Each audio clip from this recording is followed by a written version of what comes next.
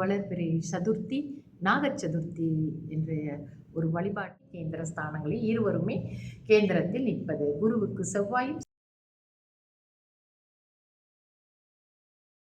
அனைவருக்கும் என் இனிய காலை வணக்கங்கள். இன்று வளர்பிறை சதுர்த்தி, நாகச் சதுர்த்தி என்ற ஒரு வழிபாட்டு தினம். இன்று நம்மளுடைய வாழ்க்கையில் ஏற்படக்கூடிய தடங்கல்களை விளக்கக்கூடிய வழிபாடு. தொடர்ந்து இன்றைய பஞ்சாங்கம் பார்ப்போம். இன்றைய தேதி 16ஆம் தேதி 8ஆம் மாதம் 2026 ஞாயிற்றுக்கிழமை, தமிழ் மாதம் ஆடி. இன்றைய சூரிய உதயம் 7:11க்கு, சூரியாஸ்தமனம் 7:24க்கு. இன்றைய திதி வளர்பிறை சதுர்த்தி முடியும் நேரம் இன்று மாலை 7:23க்கு. அதன் பிறகு பஞ்சமி ஆரம்பமாகும். இன்றைய நட்சத்திரம் அஸ்தம் நட்சத்திரம் முடியும் நேரம் ஆங்கில தேதி முறைப்படி 17ஆம் தேதி அதிகாலை 6:20க்கு முடிவடைந்து சித்திரை ஆரம்பமாகும். இன்றைய யோகம் முதலில் அமிர்த யோகம், பிறகு சித்த யோகமாக அமைகிறது. நல்ல நேரம் காலை 8:12 11:15 வரை. அதன் பிறகு மதியானம் 12:16 1:17 வரை. அதன் பிறகு மணி 3:19 4:20 வரை. ராகு கால நேரம் மாலை 5:22 7:24 வரை. யமகண்ட நேரம் மதியம் 3:17 2:49 வரை. கூலிகன் மாலை 4:20 5:52 வரை. சந்திராஸ்தம ராசி இன்று கும்பராசி அன்பர்களுக்கு சந்திராஸ்தமம். இவர்களுக்கு நாளை மாலை 6:49க்கு சந்திராஸ்தமம் முடிவடையும். இன்றைய விசேஷம் நாக சதுர்த்தி மற்றும் தூர்வ கணபதி சதுர்த்தி விரதம். தொடர்ந்து இன்றைய ராசி பலன் பார்ப்போம்.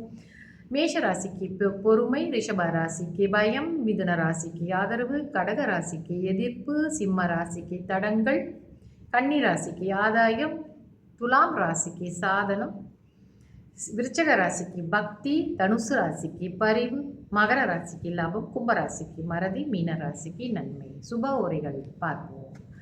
சுக்கிர ஓரை காலை 8:12 9:13 வரை. புதன் ஓரை காலை 9:13 10:14 வரை. சந்திர ஓரை காலை 10:14 11:15 வரை. குரு ஓரை மதியம் 12:16 1:17 வரை. சுக்கிர ஓரை மதியம் 3:19 4:20 வரை. புதன் ஓரை மாலை 4:20 5:21 வரை. சந்திர ஓரை மாலை 5:21 6:22 வரை. இன்றைய யோகம் நம்ம பார்க்கக்கூடிய யோகம் என்னவென்றால் குரு மங்கள யோகம். இந்த குரு மங்கள யோகம் என்பது செவ்வாய் பகவானாலும் குரு பகவானாலும் ஏற்படக்கூடியது. குருவும் செவ்வாயும் ஒருவருக்கொருவர் கேந்திரத்தில் இருப்பது. அப்படின்னா எப்படி? 180 டிகிரிஸ். இவர் சிம்மத்தில் குரு இருக்கிறாருன்னு வச்சுக்கோங்க. அங்கேருந்து கணக்கு பண்ணி வரும்பொழுது 7ஆம் வீட்டில் செவ்வாய் இருக்கணும். அப்படி இருந்தார் என்றால் செவ்வாயிலேருந்து நீங்கள் எண்ணி வரும்போது குரு 7, அப்போ 7க்கு 7 அப்படின்னு இருக்குது. இந்த மாதிரி கேந்திர ஸ்தானங்களில் இருவருமே கேந்திரத்தில் நிற்பது. குருவுக்கு செவ்வாயும் செவ்வாய்க்கு குருவும் கேந்திர ஸ்தானத்தில் நிற்பது. இந்த யோகம் என்ன செய்யும் என்றால், இது செல்வந்தர்களாக இருப்பார்கள், நல்ல செல்வ வளம் மிக்கவர்களாகவும், நிலம் வீடு இதெல்லாம் நிறைய உடையவர்களாகவும் இருப்பார்கள். இந்த யோகத்தில் உள்ளவங்க இந்த யோகம் இருக்கிறவர்களுக்கு வற்றாத ஒரு செல்வம் இருந்து கொண்டே இருக்கும். சொத்துக்கள் வாங்கக்கூடிய தகுதி இவர்களுக்கு நிறையவே இருக்கும். நல்ல வசதியான செல்வந்தர்களாக இருப்பார்கள்.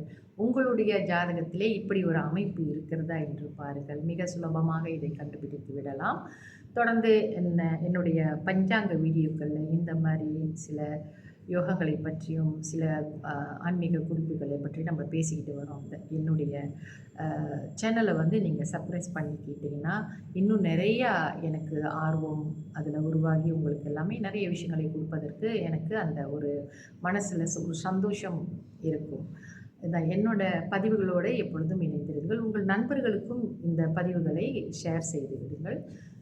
தொடர்ந்து என்னுடன் இணைந்திருங்கள். நன்றி, வணக்கம்.